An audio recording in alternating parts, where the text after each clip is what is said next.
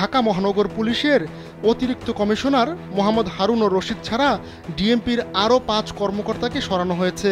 হারুনের পরবর্তী কর্মস্থল ডিএমপির ক্রাইম অ্যান্ড অপারেশন বিভাগ। হারুনের স্থলাভিষিক্ত হয়েছেন ডিএমপির অতিরিক্ত কমিশনার মোহাম্মদ আশরাফুজ্জামান। তিনি ডিএমপির লজিস্টিক্স, ফিনান্স অ্যান্ড প্রকিউরমেন্ট শাখার দায়িত্বে ছিলেন। বুধবার বিকেলে ডিএমপি কমিশনার হাবিবুর রহমান স্বাক্ষরিত এক আদেশে হারুন সহ অতিরিক্ত কমিশনার পদমর্যাদার 3 কর্মকর্তাকে বদলি করা হয়েছে। ক্রাইম অ্যান্ড অপারেশন শাখার দায়িত্বে থাকা অতিরিক্ত কমিশনার ডক্টর খ মহিদুদ্দিনকে ক্রাইম থেকে ডিএমপির লজিস্টিক্স, ফিনান্স অ্যান্ড প্রকিউরমেন্ট শাখায় বদলি করা হয়েছে। 250-টিরও বেশি ডিজাইন অপশন নিয়ে ওয়ালটন স্মার্ট ফ্রিজ, বোঝে আপনার প্রয়োজন। এছাড়া পৃথক আরেকটি আদেশে ডিএমপির যুগ্ম কমিশনার পদমর্যাদার 3 কর্মকর্তার রদবদল হয়েছে।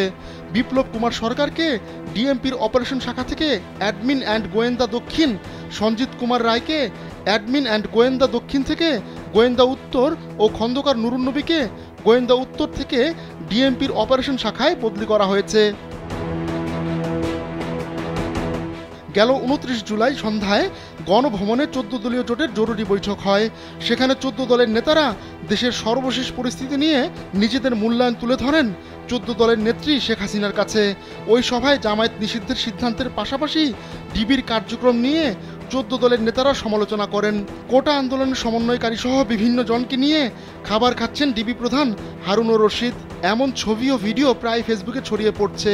উচ্চ আদালত ডিবি হারুনের এমন ফেসবুক স্ট্যাটাস নিয়ে যে মূল্যায়ন দিয়েছে সে বিষয়টি তুলে ধরে তরিকত ফেডারেশনের চেয়ারম্যান নজিবুল বশর মাইজ ভান্ডারী বলেন, এটি নেতিবাচক প্রতিক্রিয়ার সৃষ্টি করেছে। ডিবিতে যে সমন্বয়কদের নিয়ে যাওয়া হয়েছে এটি ঠিক হয়নি।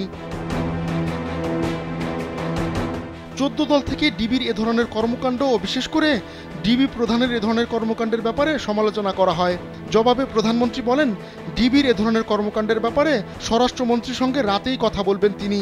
জোটের সভায় এমন আলোচনার পর থেকেই হারুনকে ডিবির দায়িত্ব থেকে সরিয়ে দেওয়ার আলোচনা চলছিল। আহমদুল্লাহ শিকদার, কালবেলা ডেস্ক।